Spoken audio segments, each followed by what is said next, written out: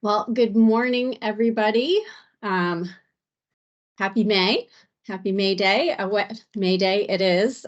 So if you've been doing any tree planting, your trees should be pretty happy. I'm unfortunately a little bit behind, and hopefully my newly planted trees will be benefiting from this saturation that we're getting here in Augusta and I think statewide. So I want to thank folks for joining us, the Maine Forest Service, for our regular update of the current status of the Emerald Ash Borer, EAB, our state efforts and opportunities aimed primarily at municipalities and those managing public tree and forest resources who are dealing with EAB.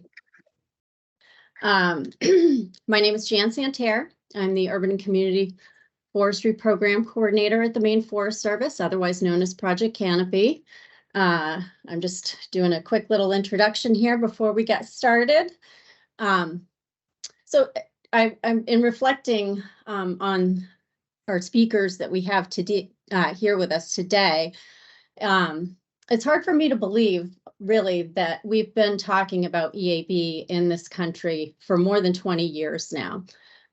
Vast majority of my career as the Urban and Community Forestry Program Coordinator, we've been talking about EAB and planning for the arrival of EAB, knowing it was going to make its way to Maine.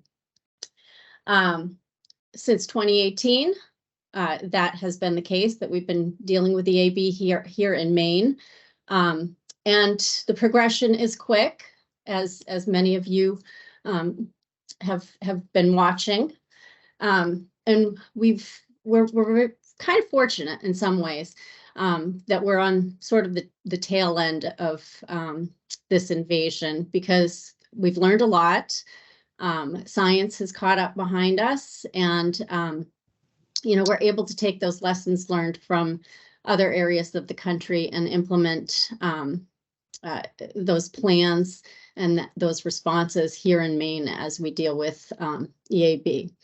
So today we have a little bit of a focus on the city of Portland. Portland was one of the first communities where we did detect EAB back in 2018, I believe it was. So we have Jeff Tarling, who's the recently retired city arborist with us, and he's going to talk about the response there in Portland.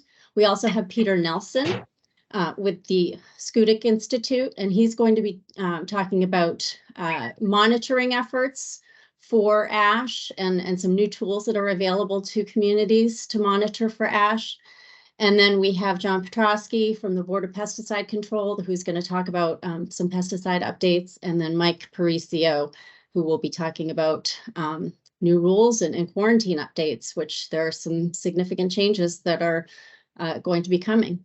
So Peter is on the agenda first, and I believe I did see Peter jump in. So I'll let you take over control here, Peter. I think you're able to, if you have any slides, to manage that on your end. I do have slides. It's not allowing me to share. It says only meeting organizers and presenters can share. So I just shared the Google slideshow with you. So if you could share your screen, either you, all three of us in the conversation about this presentation should have access. Okay. Amy, thanks, do you want to do that, or do you want me to? Sure, I can do that. Sorry about that, Peter. I tried to set you as a presenter, but I'm not sure what happened. I blame Microsoft Teams, honestly, and so no problem at all. It's a par for the course with presenting. So I'll quickly with non-state emails on my end. Yeah, that's fine. I'm not surprised. So I will try to not talk too technically, but what I'm going to show you are some advanced remote sensing tools I've developed previously as a faculty member at the University of Maine at Fort Kent, and then continue to develop them at the Schoodic Institute. And then I'm still associated with the University of Maine School of Forest Resources, and they support this quite a lot. What I'm about to show you for looking at ash specifically for mapping their vigor class to be able to anticipate health declines in time to do something about it from the point of view of a manager. Let me know if you need any. I can't see if you're presenting my slides. It doesn't appear to. They aren't showing yet. Working on it now. All right. Well, so what I can just get started. So I'll just tell you briefly. What I'm going to show you is what's called hyperspectral imaging. I'm sure many of you have used some sort of imagery in your work in some forest applications. I was going to ask for folks to just, if they wouldn't mind unmuting, if they can, just someone say, hey, like that's something I'm interested in. I use imagery all the time for my work in forest management. Is anybody willing to share? If not, that's fine, but I thought I'd throw it out there. And if you have used imagery, do you know what hyperspectral imagery is?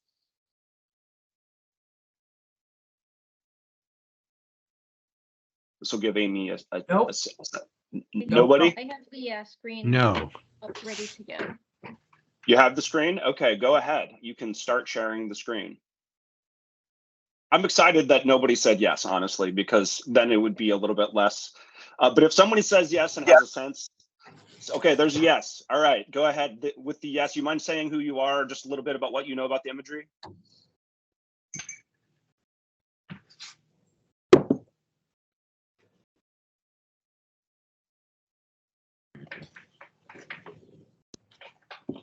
Well, still waiting on the slideshow. I don't know if you're able to access it. I see you're on the presentation, so you should be able to hit the slideshow button in the upper right, and it should behave very much like a PowerPoint. You can also download the PowerPoint if you want to. Do apologize. Well, I can tell you the main difference. I do not see your screen. I'll try again. Yeah, all we see is a black screen. Okay, you went back to gallery mode. You might need to share all of your screens or select just the browser to share. Yep, still just showing you.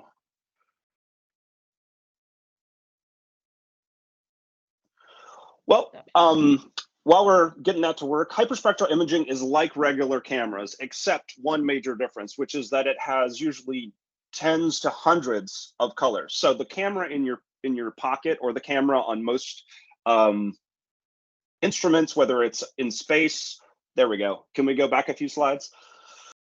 To the beginning? Is this the first slide?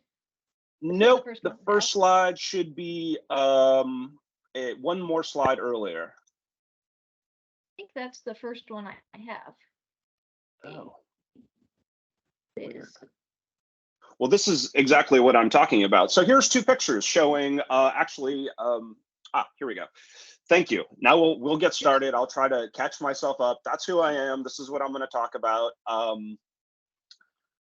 the goals of the talk are to introduce you to hyperspectral, talk about how the system works, talk about how the system works specifically for ash, stand, and vigor mapping, and then talk about the flights that we did in Portland and what we've done so far with that data. Hopefully everyone can hear me. Apologize for not having the slideshow thing sorted out beforehand. So I just want to acknowledge the team members that have been a part of my lab over the years: Catherine Chan, Kayvon Smith, Jane Pettit, and David Parody. Undergraduates, Catherine has moved on to graduate program, but they did an amazing job taking pretty high-tech technology, high-tech stuff, and helping turn it into a useful thing supported by the state of Maine, and including the institutions down here on the bottom. And if you want to check out anything about this stuff, you can look on these websites and write me an email if you'd like. And on the right here, it shows kind of a pictorial of, or a set of pictures showing a ground instrument that sees hundreds of colors, an airborne instrument that sees hundreds of colors, and also going up in spatial scale, including one on the space station. So all of these kinds of scales of the data I'm about to show you are or will become available to managers like you. And in Maine, the lab I'm going to describe and uses the top two, the ground spectrometer and the drone. Next slide. So again, so what's the difference between hyperspectral? What's that? Can you see There the we go. correct slide? Yep, there you go. You're at the right spot. So like I Okay. said, what's the difference between hyperspectral and RGB, or red, green, and blue? Here's two pictures that really sum it up. And this is actually adjacent to the stand. This is in the forest stand next to Riverside Golf Course. And so what these two little boxes on the bottom right show, or the bottom left of each picture, show 1 pixel of green vegetation. And on the right, you see a red, green, and blue. It only has 3 numbers. There's a 4th number, but the 3 numbers that's not relevant. It's a different number, but there's 3 green channels, red, green, and blue. The same place over here in a hyperspectral image that I flew, you can see there is a little scale bar on the bottom that shows the red, green, and blue as a continuum, right?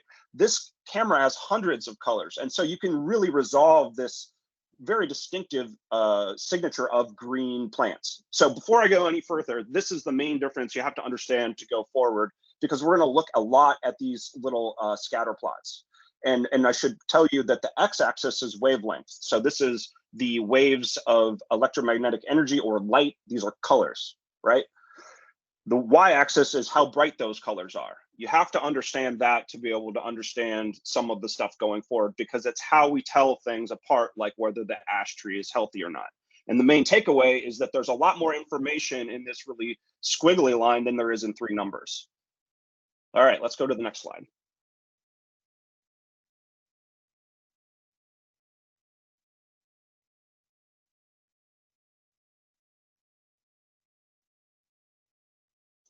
So there's going to be 2 slides in quick succession, just showing what that same location looks like in hyperspectral.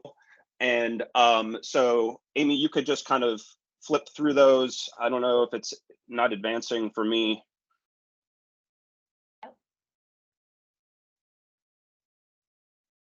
I just flipped through the next couple. Okay, it's just taking a while to render. Okay. Okay, we missed 2 there just a pictures, but delay? yeah, you kind of skipped 2 probably because there's a delay. So click again. I'm on the spectral profile screen. Yep. Is that the right slide? Yeah, the red, green, and blue. This was just a zoom in of that same spectral profile. We need to advance another couple slides, but I think maybe you need to, unfortunately, it seems to have a delay. So the next few slides just show kind of how different things can look when you have a hyperspectral camera. And this is comparing a few different pixels. And so the instrument that we are going to be talking about today has 326 different colors over the range of these wavelengths. And that includes the infrared. And that will be an important part of the story. The infrared is simply the light that is longer wavelengths than red, beyond which we can see. So the most familiar form of infrared light is thermal, right? We've all probably seen stories or shows where there's thermal energy that we use as heat to see stuff beyond what we can see. This is like that, except not so far into the infrared. This is infrared just outside of what you can see. You can keep advancing the slides, Amy. Okay. I think we are having a pretty large delay on which, yeah, the slide that you're on right here, I can see in the presentation, you're advanced 1 slide too far. There we go, but we can just stay here. So our lab is called LecoSpec, and it's called the Laboratory of Ecological Spectroscopy, and we needed to call it something. But how does it work? So we have these instruments, we go out in places, what do? We scan vegetation with the drone. We also walk around with a backpack spectroradiometer, which is similar to the camera on the drone, except it only sees 1 pixel and thousands of colors. You could just imagine it like a scanner rather than an imager. And then we take ground reference measurements. What's there, right? And GPS those things. We process all of that data in machine learning algorithms that we've used and wrote open source code to do this. And we generate maps that have some values in the pixels, either what's there, like this tree, that tree, some other surface, or some sort of continuous variable, like how much of something. So like how healthy is a tree? That's a number that goes from some low number to a higher number. Or percent nitrogen, which is often related to health of plants, is another example. So we can keep advancing. So those are the two main things that our algorithms do with the data that we collect. And today we're going to talk about how trees are the thing that we're going to map, and then the continuous variable will be the vigor class. So as I said, LecoSpec is composed of people. As there's the team members, it's hardware, so these two instruments, and it's code, which I mentioned. And again, the applications that I've largely worked with in the state of Maine have been mapping stuff or detecting stuff in plants. Viruses in potatoes, blueberry water stress, forest health mapping, forest mapping itself. There's a lot to talk about. We're just going to talk about that one use case. And this picture on the right here shows the electromagnetic spectrum with the visible section blown out to show you it's a continuum, which you know. And the instruments that we're using see many different bands within that continuum. But again, this section just to the right of the visible is also visible to or detectable from these instruments. And that's really important for detecting plant health for ash as well as others. Next slide, please.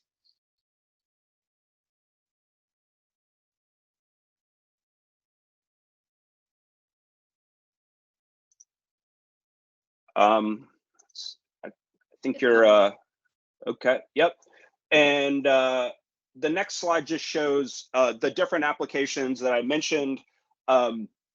Arctic vegetation mapping funded by NASA, blueberry water stress in partnership with Wyman's, tree species mapping in partnership with many folks, including you all, ash health with the city of Portland through the state of Maine and Project Canopy, as well as Southern New Hampshire. We're working on plant genotyping applications for a range of things, as well as doing other targets like intertidal macroalgae.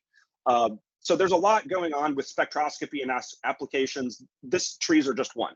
And these pictures on the right show some output of some of the images we've collected. And we can go to the next slide. Okay. So one of the main starting places with mapping trees, as many of us know, is which trees are there. And so what the next slide is going to show is a basic overview of what our data look like for that application. And there's two main things that we're going to be working with to our advantage. Number one, trees look different when you have hundreds of colors. So on the left side here, you see reflectance signatures of different tree species. You can't really see the names, but there's about 12 or so different angiosperms and gymnosperms, so both broadleaf and conifer trees. And the main take home is the squiggly lines are different. One thing I should point out is that the instrument that from the air only sees a section from 1,000 nanometers to the left. And again, the y-axis here is brightness. So the ground scanner that we have collects many more bands, and we only use some of them for mapping. And so you can see here on the right, that's a picture taken from the drone flying from the left to right. This was flown over Demerit Forest at Maine. And then a cutout to the right shows 3 different combinations of bands, meaning different wavelengths of the same spot, where these red dots are different species of trees, the blue dots are different species, and the green dots are different, and there's a yellow dot too. The take home here is that, as you can see, as you change the wavelengths, different parts of the tree canopy pop out. Now, the lower section of this slide shows the kind of confounding problem with trees, which is that they're wide ranges in size and canopy shape. And so one of the things we have to do with these kind of data is we have to segment up the image so we can do things like count the number of trees. And that's actually pretty difficult, even with the new tools that are coming out, like Meta AI's Segment Anything. Some of you may have played with that. Anyway, so let's go to the next slide and get into what we've got to have to be able to separate different tree species, including places like Portland, right? Because it's a real hassle to go out and stem map every tree. I've done way more stem maps than I've ever would like to, just plenty of DBH tape and tree coring and all of that stuff. It just takes forever. Mapping a plot, using your either, from a single point, it just takes a long time. It'd be nice to be able to fly over and say, okay, here's the canopy trees. And so what this figure shows is a whole bunch of different leaf scans we've taken all over the state of Maine by tree species. So this top one here is Abies balsamea. And again, the y-axis is brightness and the x-axis is wavelength. What I want to point out here is a few features that help underscore why we need hyperspectral. These vertical gray bars correspond to the common bands used in satellite images available for free, things like Sentinel or Landsat. And what you can see here is there's a lot of squiggly variation that is not covered in those big gray bars. That's the first thing. And then the second thing is then within each tree species, there's a wide range of variability, meaning these gray areas here show sort of like 75% of the variability of each tree species by its reflectance signature. Now let's go down to ash, which are, I don't know if you can see my cursor here. Probably not, since Amy is sharing her screen, but the lower left, Amy, if you could go down, it's the Fraxinus fagra and Fra Americana. They're right lower left side of the screen. And if you can orient yourself to the lower left, but not on the very bottom corner, so that'd be up one row. Yeah, that one and the one to the right, you can see that Fraxinus has a very narrow reflectance variation in terms of healthy leaves that we go out and collect. And I want to point that out is because the first thing you need to do to be able to use this technology, at least in a place where there's a mixed stand, which is often the case with ash, is you need to separate everything that is in an ash tree. So these data that we've collected all over the state of Maine are the raw materials towards mapping different trees in a stand like the forest stand in Portland. Next slide. I'd like to spend a lot of time talking about that slide, but we don't have a lot of time. And I think I might be already over. So hopefully there's a little flexibility. So the next slide is getting into the meat of the story about ash. So my graduate student, Catherine Chan, who's now at the University of Nebraska doing other kinds of spectroscopy stuff, did a bunch of mapping of ash with a forest pathologist and scored about 70 different trees for their vigor in terms of 1 through 5. As you can see here, 5 being completely dead, 1 being completely healthy. And then we digitized canopies of each of those ash trees for which we knew their vigor class, and then took the pixels from our hyperspectral image that we flew over, built a model, and tried to estimate whether a tree, patch, forest next to the patches we digitized were indeed the right class. So imagine one tree, we would digitize 2 patches. One of them we would reserve to see how well we did. The other one we'd use for mapping or for training the data. The take-home message is we're about 75% accurate in estimating that 1 through 5 number, meaning what's the vigor class. To do that, though, we had to mask out shadow first, then we apply the model to every single tree in the image, and then we crop out the trees that are not ash. And you can see on the right here, showing some little buffered canopies of different ash showing their health class. And the take-home here is what was the most important part of the electromagnetic spectrum? Looks like we just lost our slideshow. Maybe I'm getting excused, but the take-home was that the electromagnetic spectrum part of the next slide really shows it. I don't know if we have to end on that one. The last slide really shows the meat of the story. I have not done anything different. The slide should still be up. Am I the only one who doesn't see slides? I still have mine. Oh, Yeah, there we I go. do Good. too. Sorry, I must have clicked somewhere. I see there's a question in the chat. Good, thank you. So the take-home message was the previous slide showed there were 2, using machine learning, you can kind of sort through all these different wavelengths that might or might not be important for telling a tree is healthy or not. And what I was trying to show here is those vertical red bars were the parts of the electromagnetic spectrum that were the most important. And in this figure, you can see pixels from health classes from 1 through 4. There were very few fully dead canopies in this stand, oddly enough. And you can see that the healthiest trees are the blue lines, and the sickest trees are the reddish brown lines. And there's a real nice, clean sort of rank order in the infrared, which is this section here in the right side of the figure on the left, the ash health classes. And so the point here is that you can see there's real differences between the health classes, pixels of health classes of different ash. And these vertical red bars correspond to the places in the electromagnetic spectrum that were the most important for telling the ash health apart. And as you can see, the variation on the right side of the figure is the greatest. Like the absolute difference is quite large. And therefore, that's where it's easiest to tell ash health apart. Now, the story has gotten more complicated as we've been trying to get this model to work for the Portland stand, which is that on the right side, you can see from healthy, which is C1, down to high morbidity, which is C4, the variability within all of the trees across our sample is actually pretty large within each health class. What that means is that it's still challenging to try to separate healthy trees from sick trees because they overlap.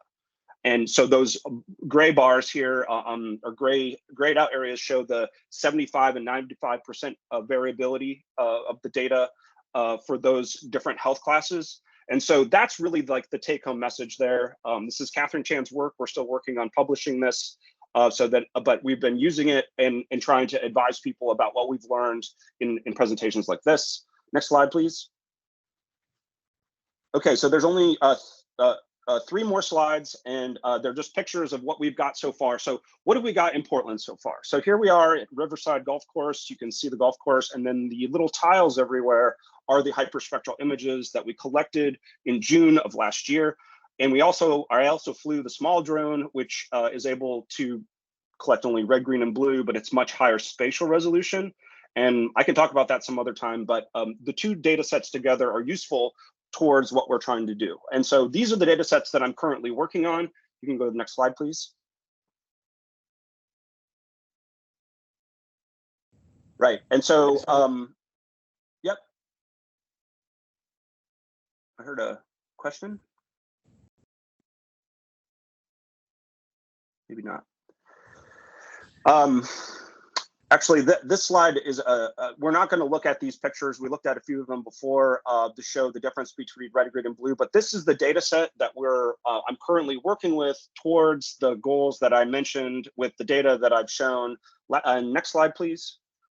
And this is the last slide of the data side of things, and there's just a questions, thank you slide at the end. So you can see here on the left, there's different tree species, including white ash, which is the center bottom.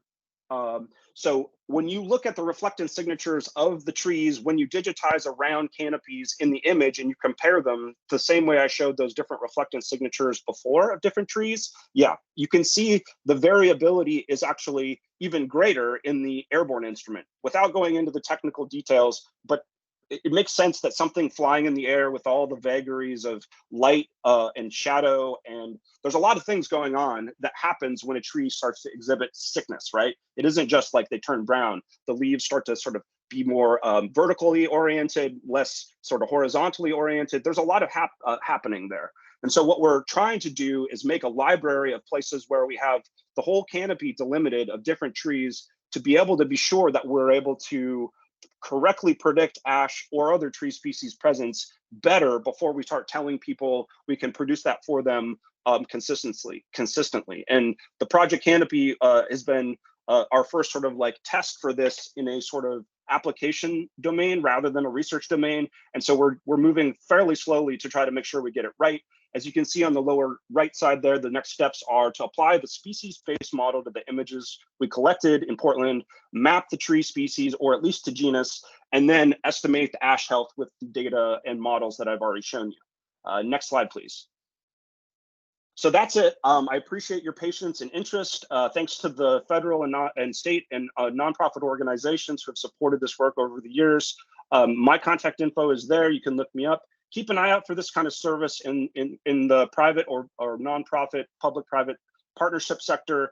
I plan to be able to turn this into something that people could use for their own work aside from just a researcher.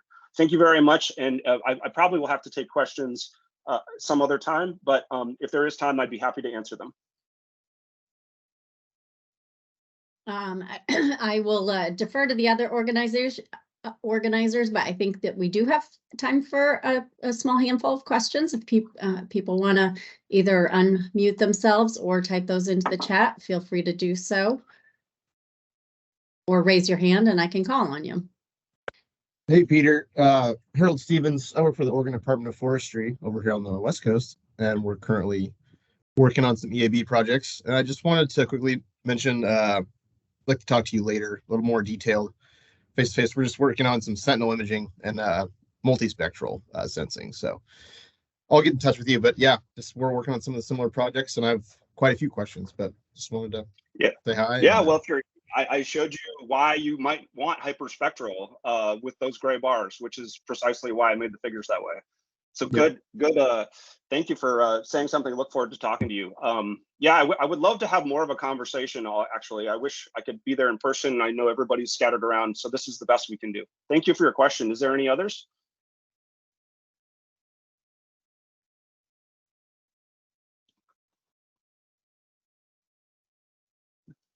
It looks John? like M. Miller maybe has a question. Yeah, and then let's see here. Sorry. Oh, John Hanisco and then Jared. John, do you want to unmute yourself? Yeah, sorry, I thought you said something before me. Yeah, just you kind of addressed it a little bit, Peter. Is there in regards to the publishing of this material, but is there a place to access this data or similar data that you know of as from the arboricultural world of trees that we're climbing, accessing, working around? It'd be interesting to have a look at these sorts of studies in the areas that we're working in. That's actually a really good point. I made the choice to operate in the public sector, publishing the data freely. It's on GitHub because it's easy, and the scan data is pretty low volume. So the images are really big and hard to share. So the short answer is people often keep their data to themselves in the private sector. Second part of that answer is that in the research domain, there are places where you can download scans of different tree species to do kind of what I'm doing. University of Wisconsin has something called ECOSYS, which is the ecological laboratory or ecological system of imaging spectroscopy. So another acronym, but there you can download scans of all sorts of stuff. But our data are freely available online on GitHub, and I can put those things in the chat for everyone. But one of my goals is to have the library of trees that people like you could download for free and be able to use for whatever they wanted, right? Maybe they have a partnership that somebody can generate spectra for them, but they don't have the comparable spectral library. So that's kind of what you're asking about. And there's also then the parts of the images that are hard to share. I think the size of these images precludes sharing. Like each one of those little tiles was about 4 gigabytes. And there's tricks to go about compressing them, but the short answer is they're kind of, this is truly big data, and it's just scratching the surface. So the sharing part gets tricky with images. I hope I answered your question. Yeah, you did. Thank you very much. Jared Gregory, looks like you have a question. Yeah, can you hear me? Yep. Yeah. Okay, good. So I guess, so you were saying your one of your end goals is to get like the spectral profiles or whatever for individual tree species out there for people to use for stuff. Do you have any kind of just very rough estimate on when you think that could happen? They're available now. I will put okay. Yeah, I mean, so I was a professor for I got tenure, and then I moved on to the private sector or the nonprofit world. But all of what I've been doing is towards, this should probably answer the question. First of all, let me put where the current tree spectral library is. And of course, this is just for northeastern, like Maine, but it shows some pictures of where the images were where the data was collected. So have a look at that.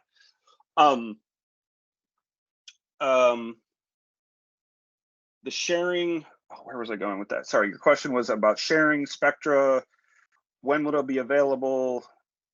I forgot where I was going. If I had another part to the answer, that's where the data all right.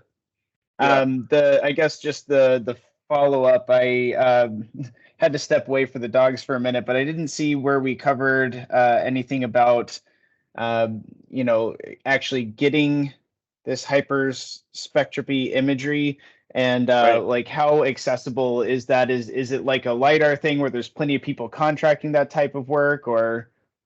No, there's not. That's kind of my mission in a word, is to try to spread interest, awareness, and then provide the imaging service. So we are the only service in the state of Maine because it is like LiDAR, but harder. Gotcha. Yeah, because I'm just seeing major applications for like stand typing and stuff with this. It would just actually be viable to do on a statewide basis if the technology expanded. So the technology is expanding rapidly. In other talks that I've given, basically the space-based versions of what I'm showing you are going to be available through, like, Planet is launching their own. I mean, I have a whole kind of like, what's the state of this market?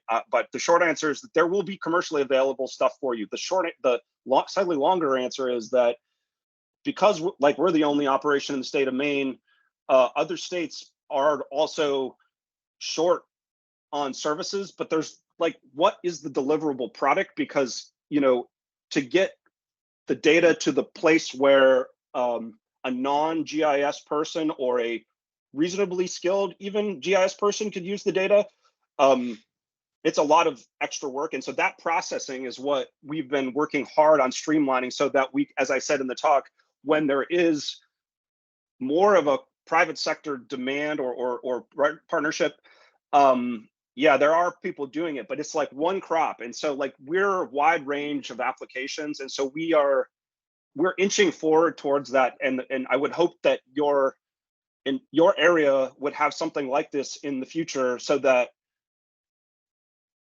basically space-based will never get you to the spatial resolution most people need to be able to identify many of these things in time to do something about it, short of really huge areas. So I think a lot of it depends on the application too. How big of an area, what kind of thing is it, and how quickly does it change? Those kinds of questions really. Oh, I know what I was going to say is that the difficulty compared to LiDAR is that there's a wide range of things that you have to do to make sure that the data is high fidelity, meaning that you get the same answer every time. And there's a lot of reasons why that isn't the case. So you need to be pretty experienced and follow pretty strict sort of data collection rules that are more stringent than LiDAR. And the data volume is huge. So yeah, there's other questions. I see one from Gary, says there's something, Gary Fish says there are many private entities doing this for hemp and other crops. Yes, we are doing this for other crops as well, blueberries, potatoes. We'd like to expand into other targets, but right now that's what we're working with. I think that was it for people with their hands up. If there are others who have questions as we move on for Peter, they can type those into the chat, and Peter can move on to the next thing on his agenda for the day. And yeah, we'll I'm going to put those... a couple things in the chat for people to follow up. Thanks everybody. Sorry for the technical difficulties. That's on me. I do apologize. No Thanks worries. for the opportunity. I really appreciate it.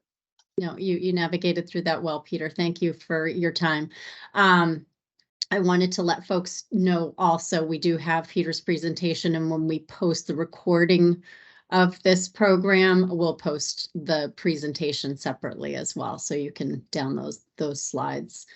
But now we will move on to Jeff Tarling, and I will allow Jeff to introduce himself, and I am going to run the slides for Jeff. Thank you, Jan. It's Jeff Tarling. I've been working in Portland for a while and recently retired in January, but we started a EAB program many years ago in a partnership with the Maine Forest Service. You know, we've all gone to meetings over the years learning about EAB and the whole other host of insect threats to Maine. And we've had a first, with the purple traps, we found our first emerald ash borer in Payson Park. I think it was 2019. And, you know, that started us off as we've got to start looking for it and kind of put us in gear to come up with a plan. Thankfully, you can go to the next slide. Is the slide showing? Yeah, it's good. Let's go to the next it does.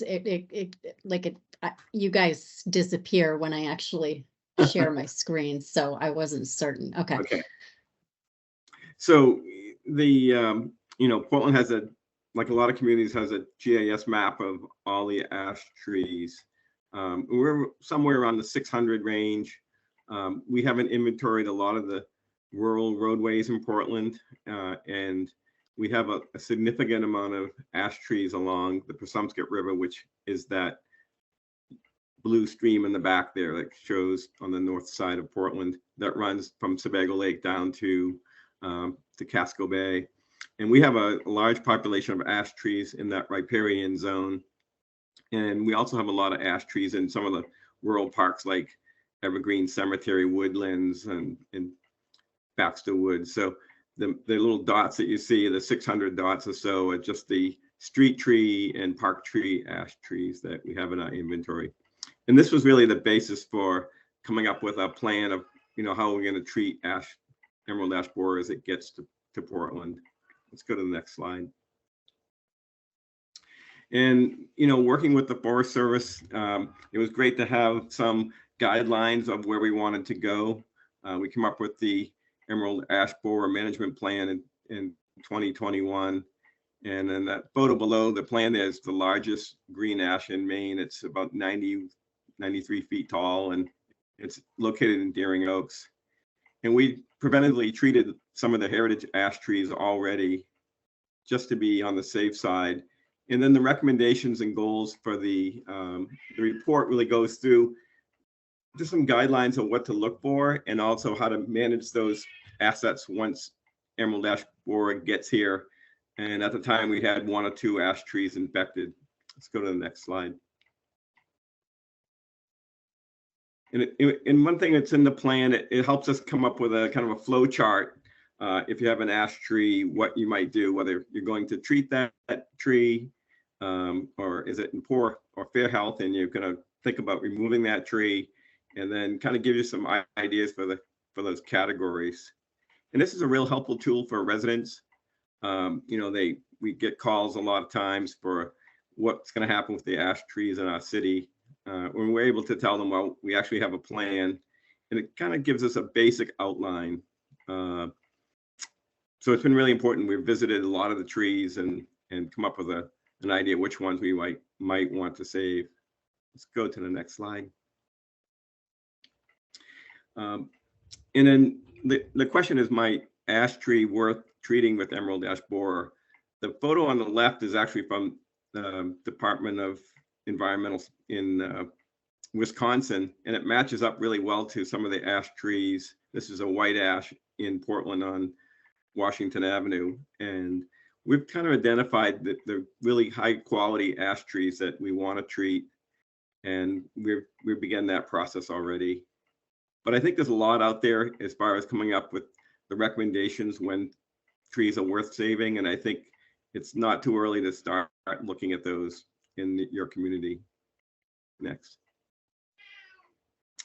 As mentioned earlier, we started an extensive ash tree monitoring program. We come up with the plan with sampling different parts of Portland. You can see we had a bucket truck out looking at some of the trees that might have been in decline. We sampled trap trees as well, where we stressed the ash tree in the spring, and then later in the fall, we got out the draw knives and started looking at if we're going to find this insect in Portland. In the first couple of years, we're really kind of slow. We knew we had 1 or 2, but it's really ramped up in the last year or 2. Let's go to the next slide. But the testing was really helpful. We knew about some of the samplings that we might look for signs. The epiconic sprouts from the base of the tree on the left that's out by the Portland Jetport. And then the tree on the right is located in Portland as well, near the Westbrook line. And this really started showing up a lot last summer and early fall, where we started noticing it. I think the example on the left looked like it was mower damage, that some mower might have hit the tree and it result in that sprouting. But taking a closer look, it was definitely EAB that we didn't detect. And that tree was not on our inventory. So it was kind of a hit or miss. What's next? Once we found large ash trees over the roadway that were in decline, we started a plan of removing them. This is over on the District Road. It's out by out of Congress Street in Portland on the Westbrook line. So we started getting, some ideas together of which kind of risk was involved. The lower right-hand side shows the crane picking up the top of one of these large trees. And you really want to get there before it gets too brittle. This tree that we're removing, we had 3 trees in the site. it looked like drought stress last year, where some of the tree had declined, and then coming back later, we noticed that it was definitely EAB, and these trees were not in our inventory as well. Next. You know, the big risk for I think municipalities and for the public are ash trees near the utility lines in the side of roadways. You know, something that we don't like to see, and we're kind of always vigilant to look for these problem trees. I think it's great to work with the utilities that might be doing this work along roadways, and they do this cycled pruning because we want to prevent outages. You can see in the top picture is what the tree looked like after we got out there to remove the ash tree in this case. Next. In addition to street trees in Portland, which we're finding, you know, Liz and Andy from our crew has been out surveying as well, and we've found significant amount of ash trees in the west end of Portland. We started looking at some of the parking lot trees, and this is the Mercy Hospital site on the Four River Parkway. And at this site alone, there's 130 ash trees. So you can see all those ash trees in the parking lot and along the edge. They're all about 6-inch caliper. We just drove through to kind of come up with an idea. Is this site infected? Go to the next slide. Yeah. Here we go. So as we drove through the landscape and we looked a little closer, this is about a month ago, we noticed that there was a little bit of blonding starting on some of the ash trees, and you can see on the right the rows and rows of ash trees, which was very concerning. And go to the next slide.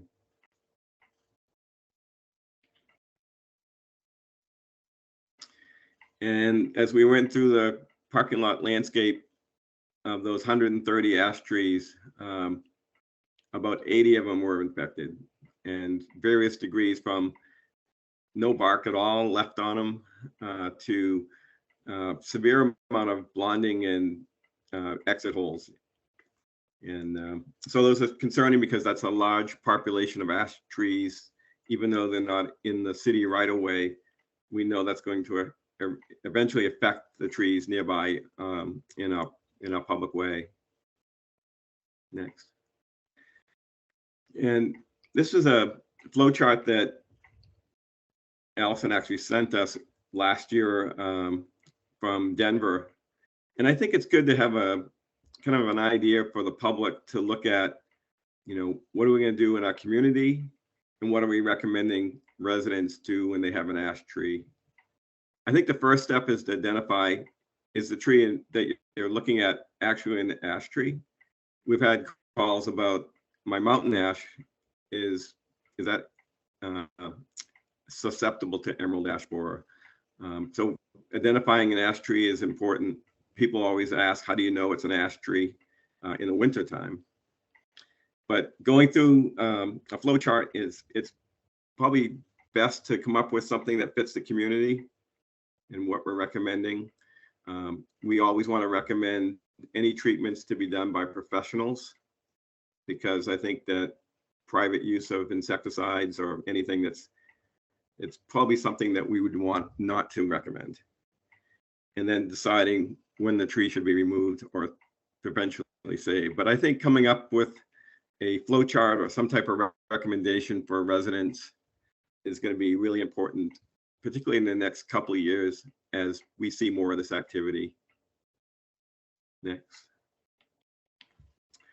You know, most tree companies in Maine, and you know, as a member of the Maine Arborist Association, you know, we talk about it a lot, and particularly some of the bigger companies like Davey and Bartlett, they actually have information on their websites.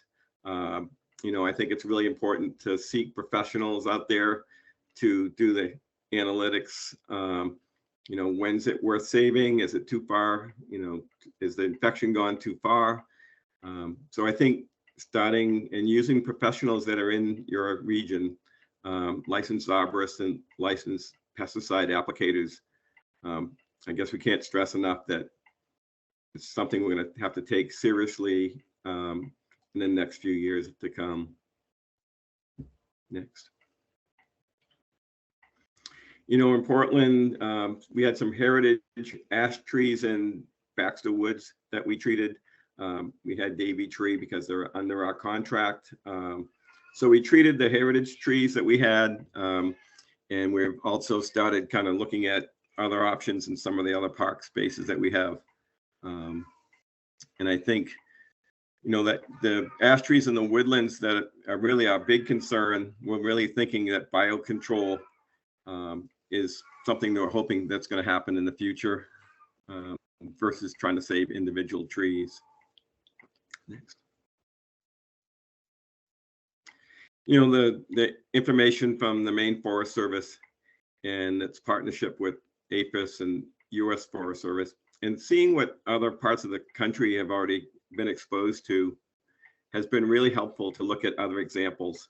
You know, that the little map in the middle there that shows the little red dots are places where biocontrol has been implemented. I'm not sure if that's exactly up to date, but it was one that I found that it gives you an idea that this is something that's going on regionally. So it's not just your community, but hopefully slowing the effects of EAB to us in the future. Next. I mentioned looking at other communities, particularly the Midwest, from Minnesota and Wisconsin, and even into Canada. The photo on the left is something I noticed last year in Ontario, driving down the highway. This was in August, and you'd drive along a woodland and it looked like middle of winter. Just complete tree loss, and there wasn't any trees that were actually saved in that location. In a lot of communities that were affected or had been, say, many years ahead of where we are in Maine, had actually started an ash tree replacement program, which I think is something that, even though it might be a couple of years away, that we ought to think about as we lose these important trees in our parking lots and street trees and parks, that we're going to need to come up with replacement ideas of what we would plant. So it's just kind of an idea that we're thinking about as we lose ash trees. We want to come up with a plan of what we might put back and what type of funding would we need to do that. Next. And as we all know, because we're watching this seminar today, that the Maine Forest Service has really been great, and Project Canopy has been really helpful to be the source of getting the actual Maine-based information. There's tons of stuff out there on the internet about what individuals are doing in other parts of the country, but I think looking at what we're doing here in Maine and getting an idea, there's excellent information that we can share. And we've been working with community groups, our friends groups in the parks, in some of the schools. One of the places we've lost ash trees already was Lincoln Middle School. And when we discovered their parking lot had 7 ash trees and every one had holes in them. So we worked with the students to come up with a plan to remove those trees. We removed them this winter, and we're coming up with a replacement program. So we're kind of getting the students involved to actually help get the word out to the community. And so I think everybody has, you know, different levels of potential. When you look at that map, Maine's a big state. Southern Maine, and particularly Cumberland and York County, seem to be, as well as up in northern Aroostook County, seem to be kind of the worst areas. And I think from looking at Portland, where we went from 3 or 4 trees 3 years ago to hundreds of trees today, it's something that's accelerated much faster than I thought it would. And it makes me realize that as these trees that are infected decline, we're definitely going to need to have that plan in place and actually communicate to look at funding sources to deal with the ash tree treatments and the ash tree removal. And then residents of calling, once they hear they have an ash tree, they want to know, do we help them treat the tree? Is there a program out there? So I think information sharing like today, and then individually for each community is going to be really important. And I feel fortunate now, after going to dozens of EAB topic meetings in the past, that we actually did have a plan in place, that we're working to implement that.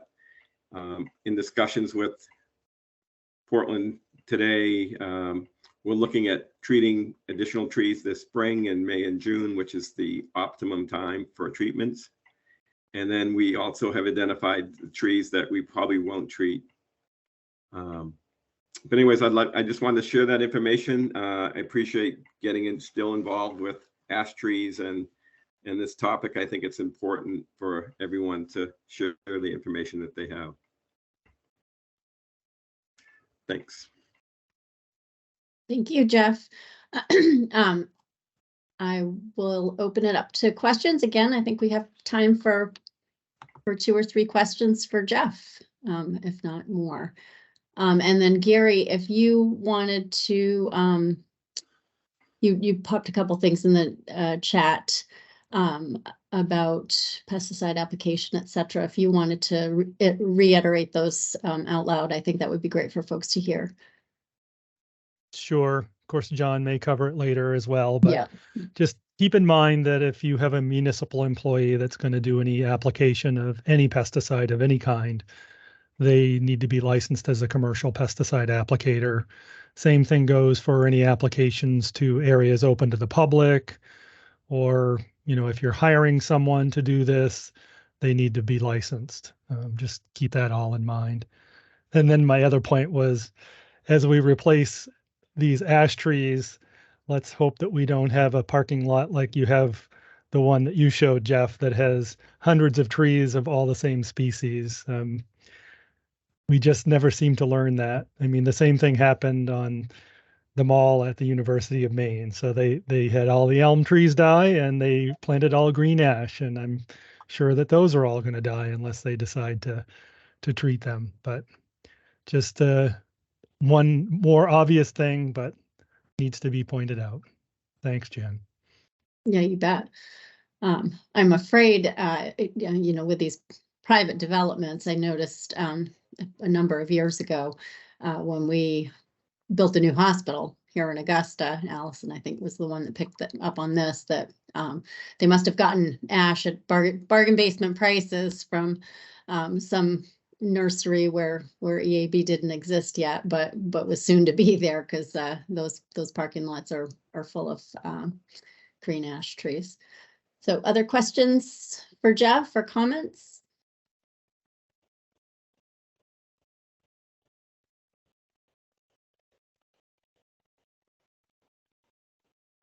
Not seeing anything pop up. Thank you so much, Jeff. That was great. You know, we've been waiting for years for this to arrive here, and folks have a tendency to not take it seriously when they're not hearing from communities that they can relate to, or communities that are in our you know, same geographic area. So I think it's really great for you to relay those messages, Jeff, about how important planning has been to the city of Portland. It makes the result of this infestation a lot easier to sell to the public when you do have a plan that is behind you. And I would reiterate that, you know, the city has been supported by the Maine Forest Service, you know, both in technical capacity, but as well as through grant funding sources. And, you know, we were the ones working with the city to develop that plan, you know, just step by step, working side by side. Project Canopy has annual grants available to communities, nonprofits, educational institutions, and I encourage every community in Maine to participate in that grant program. We try to keep it as easy as possible and get started with that planning. EAB may still be years out. I hope for your sake that that is the case. But when it arrives, you want to be ready with that plan. So, thank you. Thanks, Alex. We enjoy working with you guys. So next up, we have John Petrosky from the Board of Pesticide Control with pesticide updates.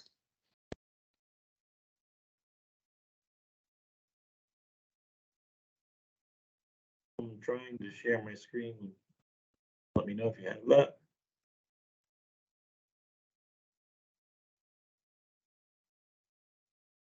Not seeing anything yet, John.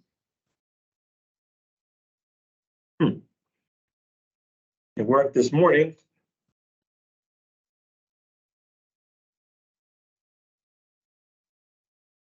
Could just be a delay too. Sometimes I find that sharing my screen rather than sharing a PowerPoint works better. There, It's coming. it's working. There you One go. quick thing, if folks who are not presenting could please turn off their cameras. I know there's three folks out there that have their cameras on. That takes up a lot of bandwidth, and turning those off could help to move along this delay a little bit better. Thank you. So Thanks, good Tim. morning, and thank you very much for the opportunity from the Maine Board of Pesticides Control. I just have a few slides of issues that we're dealing with right now. So I always show our homepage. There's a couple things here that I didn't want to point out. Some of the rules and regulation changes that we'll be dealing with that I'll bring up here will be discussed as well at our public board meeting, which the next one is on June 9th. You are all welcome to come. The other thing that's a very hot topic right now is registered pesticides here in the state of Maine. We normally register around 13,000 different pesticides here in the state of Maine. And right now we have about 10,000. So there was some issues with manufacturers and reporting. So we have some very concerns from a lot of our applicators about what is registered and what is not. If you do have that concern, you can certainly go to our homepage right there. Click on that and you'll be able to find out what is and what is not registered here in the state. If you have any issues or concerns, please reach out to me. So I'm going to talk about some rules and regulation updates that we're experiencing here at the Board of Pesticide Control, and also some neonic issues that affect everybody here in the state. So one thing that everybody should be know of, that we have our applicators, when they go out there, have to make positive identification where they are going to be doing a pesticide application. Unfortunately, this is the policy and not actually in rule. So we're going to be actually taking our policy, which I'll just show you briefly here in a second, and putting it into rule. So what does that mean? It'll be better enforcement actions against applicators who go and do an application at the wrong site.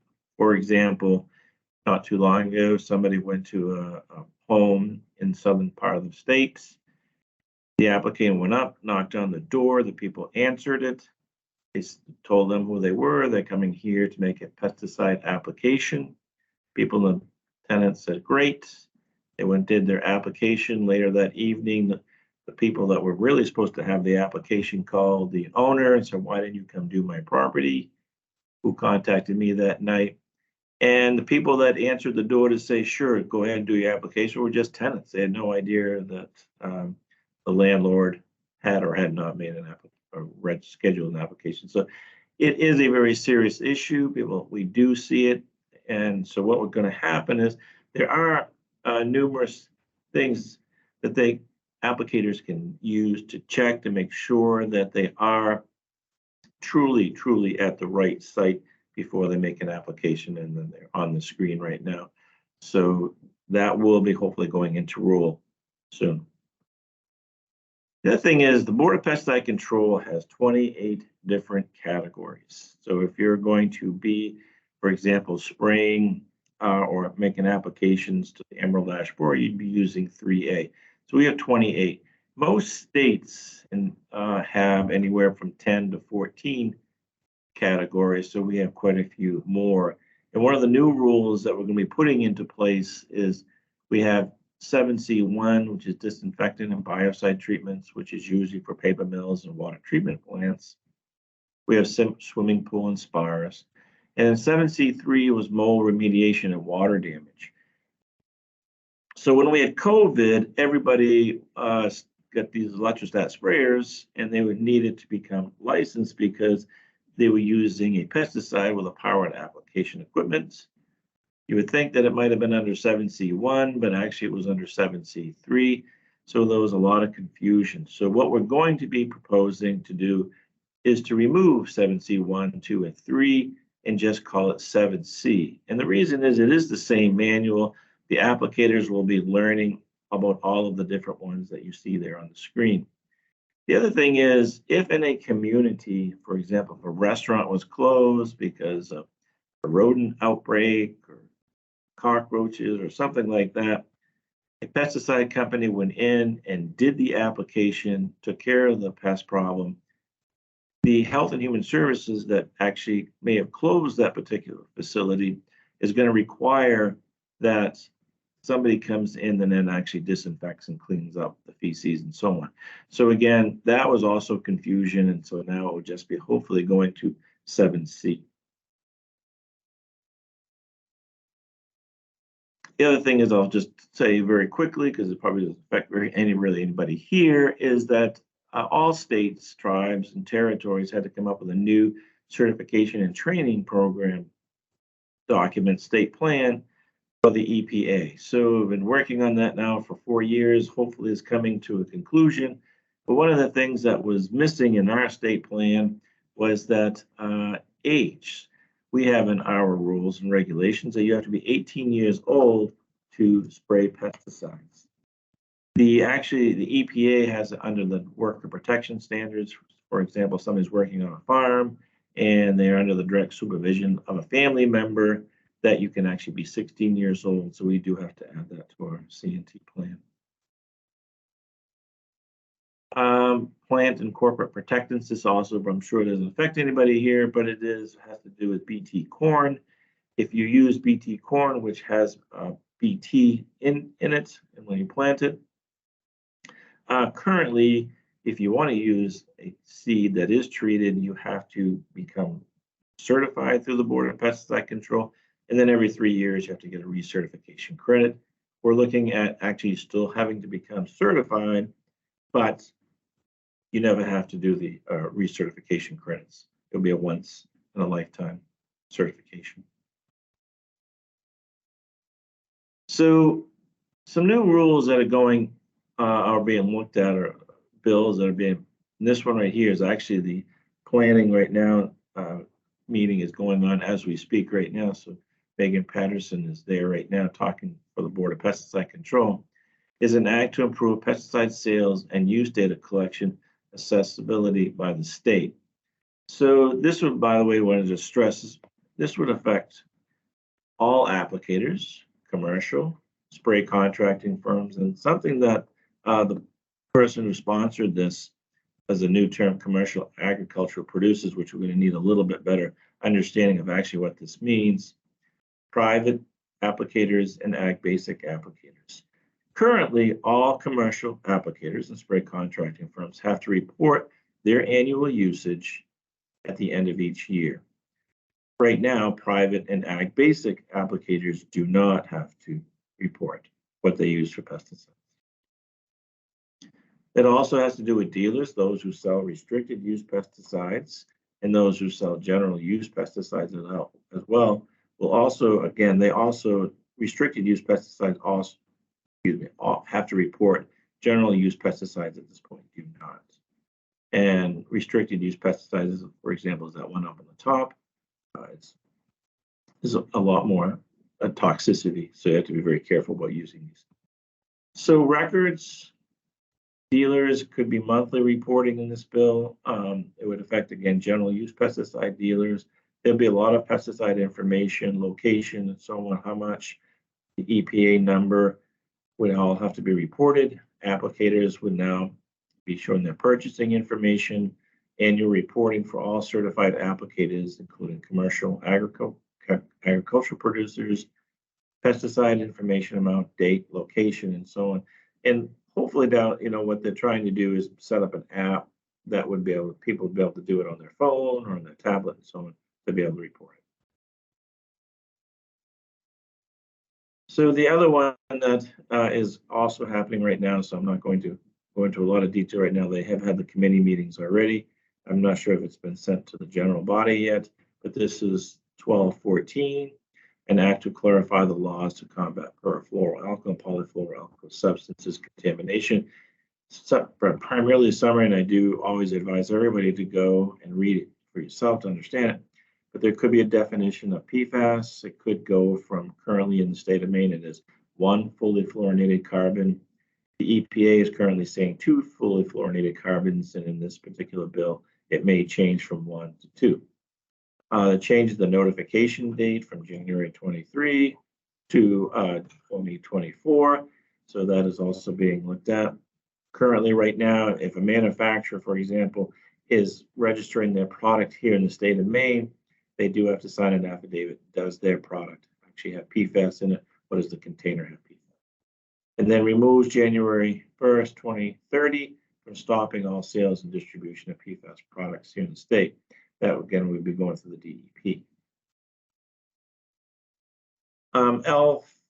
The top, excuse me, I really want to talk more about LD 155, which it was a resolve, meaning that the legislators gave it back to the Board of Pesticide Control, directing the Board of Pesticide Control to prohibit the use of certain neonics for outdoor residential use. So a lot of this, for example, neonics are used for the treatment of emerald ash borer. So it prohibits the use of these neonics, as you can see on the screen, in outdoor residential landscapes. What does that mean? It could be for outdoor ornamental trees, it could be for turf. So there's neonics are now state restricted. They're no longer available to non-licensed applicators or individuals, excuse me, so the public. So if you went into a box store or an agricultural store, you would, if you do not have a licensed private, commercial, or private or commercial, excuse me, you would not be able to buy neonics. It's a big change.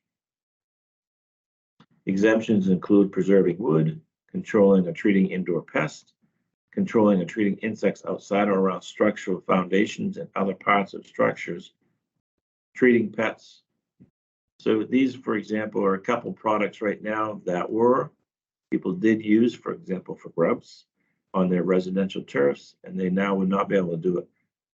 You cannot use neonics now in a residential setting, even if you're a commercial applicator, unless you are treating something that are an emerging invasive invertebrate pest, for example, the Asian longhorn beetle, hemlock woolly belgium, and then the emerald ash borer. Or if you need to obtain an emergency use permit from the board. And I wanted to stress what Gary Fish said earlier. Again, if you are using any pesticides in a commercial, in a public setting, and it's a neonic, you do need to be licensed, or you need to be hiring a commercial applicator to do the pesticide application for you. That's what I have today, unless anybody has questions.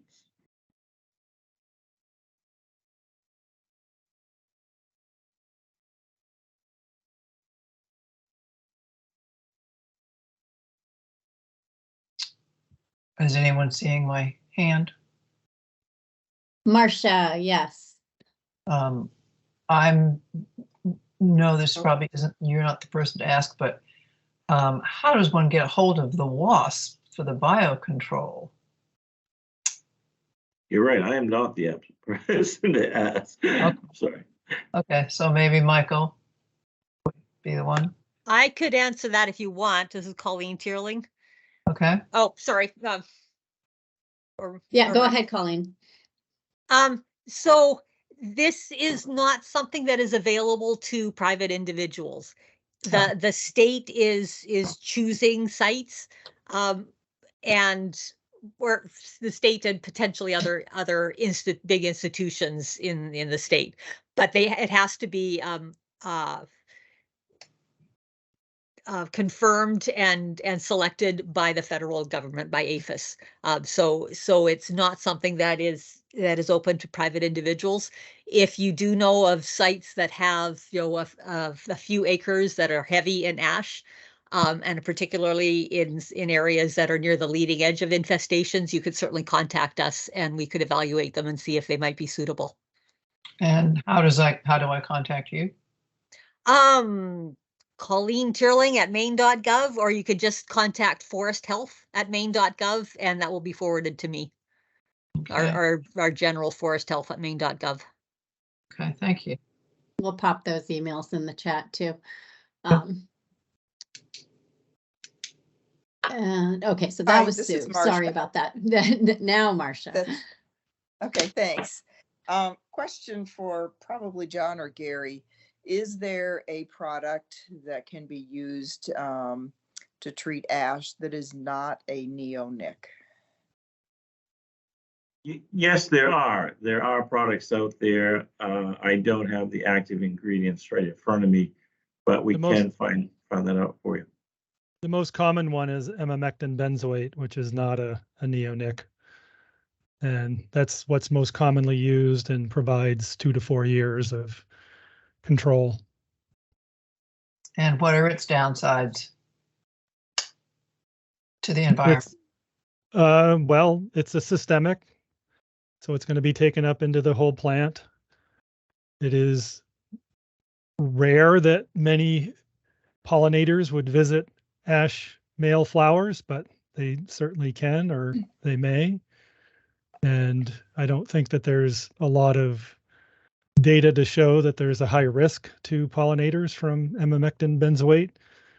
There's a couple of studies that were done, I think, out of Purdue that might provide more information on that. I can see if I can find them and put that in the chat. It's a targeted application. It would be much lower risk than actually treating the foliage, you know, with a spray or something like that. I'm not sure that the neonics really had a really high risk as well in terms of using them on ash, but politically that's become an issue that has created these restrictions. Okay. I can say too that active ingredient is also used in brown-tailed moth treatments, and it actually stays pretty active in the tree, I believe, anywhere from 6 months to 2 years. Okay. All right. Thank you. Thank you. I believe that in the chat earlier, there was a link put into one document that we have at the Maine Forest Service, ash treatment options, which does a comparison of the efficacy of some of the treatments that are used currently. And then I would suggest that, Amy, if you could also drop a link into that more extensive document that I think is maybe out of Purdue or Minnesota that has information about all the different treatment options, the insecticide treatment options for EAB. I'll look for that too. Let's see here. Do we have anybody else with their hand up or questions?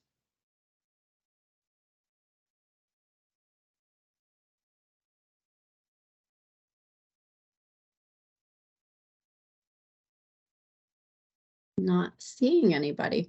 Oh, and I did want to say also, like when Jeff Tarling was referring to treatments that the city of Portland is doing, they are using the emamectin benzoate as well. Pretty much exclusively, because that is the treatment option that has the greatest efficacy and also is not an annual treatment. So next up, we have Mike Parisio, and he will be giving us an update on EAB related rules and quarantine updates. When we did this agenda, I think it was prior to the most recent detection, so maybe more than 5 or 10 minutes is going to be necessary for you, Mike. But I understand you have power out. Yes, so I will need somebody to please just go ahead and share their screen with the map. Well, I'm going to start with the southern Maine regulated area, focused on that, so it can be Okay, either so you that want that map too? or I've got statewide, the yeah. full map. I'll do that sharing. Full map is fine, yeah. And then if you can just zoom in a little bit so folks can see the southern thing, and we'll touch on northern Maine at the end there. Okay. Thank you, Jan. One thing before you get going, Mike, Jan, what's the document that you wanted me to share? Is that right on the EAB website? When I go off, or I'll pop it in there. I can't remember exactly what the title is, but I'll share the link in the chat. Thanks.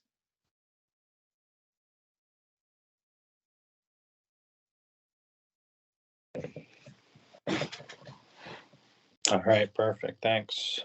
So, okay, yeah. Hi, folks. Mike Precio, forest entomologist with the Maine Forest Service. I do deal with a lot of the regulatory issues on the forestry side surrounding emerald ash borer. So I just want to give folks an update on the new boundaries of the EAB regulated area in Maine. So I'll go back to last June, where we had 2 detections outside of the previous regulated area.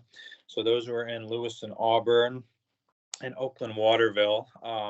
And so that kind of got us into the revisiting of the regulatory discussion on what we should be doing with the boundaries going forward. So we did indeed start 2023 with these regulatory discussions in mind.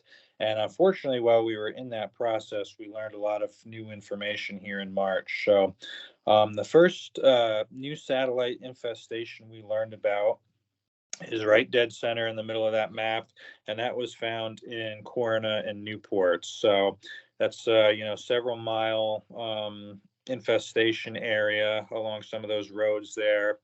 And yeah, unfortunately, no mistaking it for EAB. This was called in by an arborist, and we went out and confirmed it. So we were wrestling with that.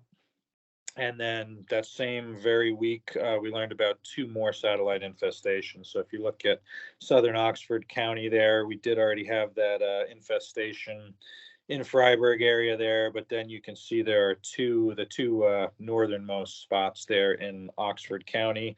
So one's in the town of Woodstock near Bryant Pond, and then there's another one in Andover. So as you can see, we're at year 5 plus of infestation here in Maine. And so, like other states have experienced, unfortunately, this is kind of the tipping point where we start to see this really rapid spread. Up until now, obviously, we have a lot of local spread in that quarantine area that's hatched in pink and, primarily York and Cumberland County. But now you can see we're getting these satellite infestations that have been moved around. So yeah, we're kind of at a critical point. As you can see, the yellow shaded area on this map, this is the current emergency order area. So this went into place on March 31st.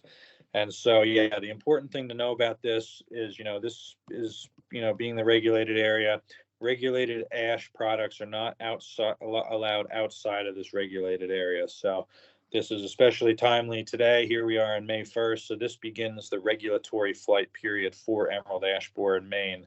So that means, anytime coming up right here in Maine in May, we could have adult EAB emerging pretty soon. So for that reason, yeah, we've shut down movement. So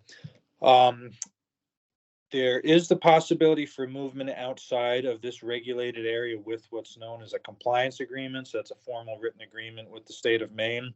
However, I'll just add to people, these aren't going to be going into effect until October 1st at the soonest. So even though that movement is possible with a compliance agreement, we won't be issuing compliance agreements during the flight season. So that's May 1 to October 1. So if folks do need compliance agreements, we can visit that, in the fall going into that October non-flight period, and we can sort out those details. So, this means folks in the forestry industry moving logs, all hardwood firewood is prohibited from leaving this regulated area regardless of time of year.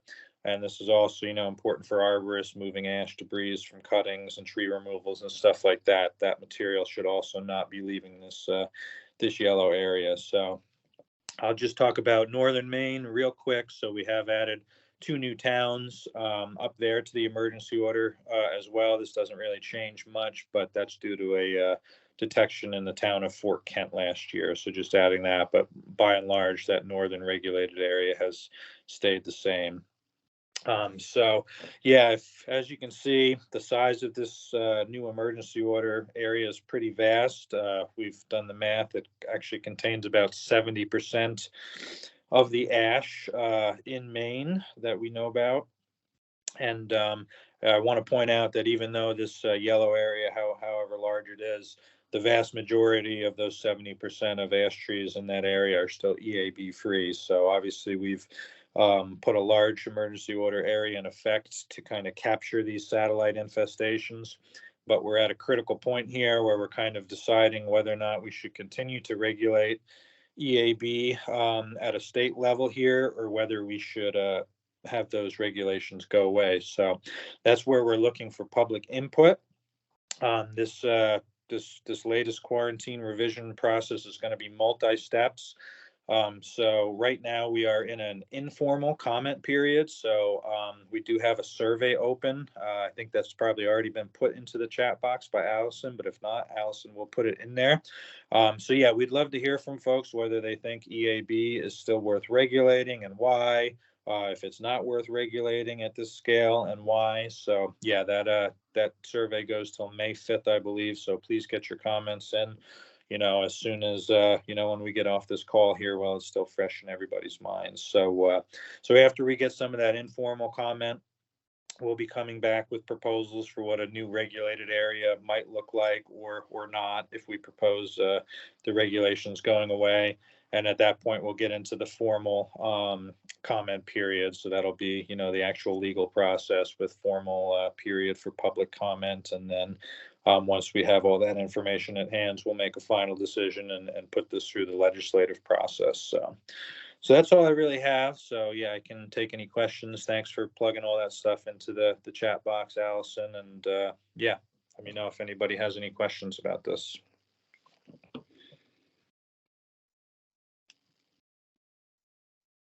Thanks, Mike. And I can't see anybody out there, so let me know. Yeah, Jan, if there's any questions. Yeah, okay. I just somehow managed to make my screen go away. Yeah, folks want to raise their hands or just go up on mic. Feel free to do that. Yeah, I saw Allison put my email in the chat box as well, so feel free to reach out on the side as well if you have any more complicated questions. And Gary, I don't know if you have anything to add. I think that's all the steps of the process, but yeah, feel free to chime in as well. Yeah, I would just reiterate that if you want to provide some input now, that's not formal input, that's just helping us formulate what we might decide to put out as a notice of proposed rulemaking. And then once that goes out, then we'll have public hearings and you can provide official comment that would count towards what we have to respond to and help us to make the final decision on what might occur with a quarantine. So there's 2 opportunities. First is just an informal one. And then secondly, probably in a few weeks or a month or so, there would be an actual proposed quarantine that you can comment on. And that's the most important time to comment. Thanks, Gary.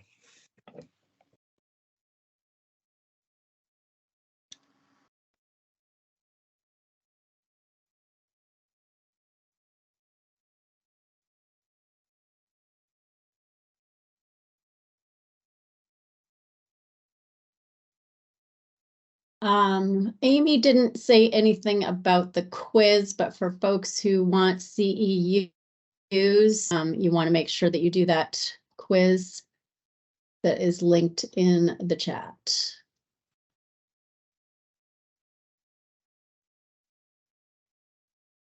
And then I think if there's no more questions, Allison's going to wrap it up for us. see Billy's hand. Oh, yeah, Billy, go ahead. Yes, I have an inquiry. So one of my competitors on their Facebook page is saying they're treating trees in Penobscot with emerald ash borer. And from what I understand, that's not even in the quarantine area.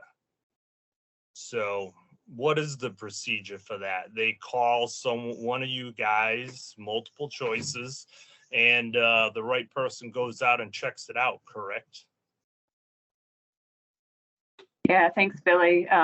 We haven't found emerald ash borer in the town of Penobscot. We've had the first detection in Penobscot County, but of course Penobscot's in Hancock County. Right. So yeah, we would definitely want to know if folks are thinking that they are seeing emerald ash borer in Penobscot County. And also would just stress that we don't recommend treating trees until emerald ash borer has been found within a few miles of those trees, because, yeah, go ahead. That's exactly what I've been telling my customers. Thank you. Yeah. But I'm nosy and I look at my competition's Facebook page. So, yeah. Okay. Thank you, Billy. Thank you. All right, Jan, did you want me to wrap it up or? Yeah, please do. Okay. All right. Well, I do appreciate everybody's time today. I see that we're just a little bit over, but I just wanted to stress a few things that I heard from Jeff. And one was just his comment that it's not too early, even though it's too early to treat some of your high value trees for emerald ash borer. It's really not too early to start identifying them in your communities, and definitely having a plan as well as to how you're going to manage ash. One of the other things is if you know you're not going to be treating ash trees and you have a lot of ash trees in your communities, it's really not too early to start planning on those removals. Because as Jeff had pointed out, they are going to, once emerald ash borer arrives, they will quickly become a hazard to public infrastructure. So it's really important to start thinking about this pest before it arrives in your backyard if you can. And the next best time is now, really, as far as planning for that pest. I did want to mention, as Dan already said, there's credits available for both foresters and licensed pesticide applicators, and Amy has put a link in the chat to the credit quiz. I also want to mention that the Maine Forest Service will be hosting a TikTok. We're not going to be doing any dances or anything like that. Actually banned from that social media platform as state employees, well, at least professionally. But we will be hosting Chuck Lubelsic and providing an update on ticks and the diseases that are being seen in Maine, how to prevent exposure, those sorts of things. That's next Friday at noon. You can sign up on the Maine Forest Service website for that. I'd also encourage you, if you're interested in emerald ash borer, to sign up for our EAB updates. Those are available at our website, maine.gov/EAB. It's through the Gov Delivery platform. And again, thank you for all of your attention today and for joining us for this important presentation.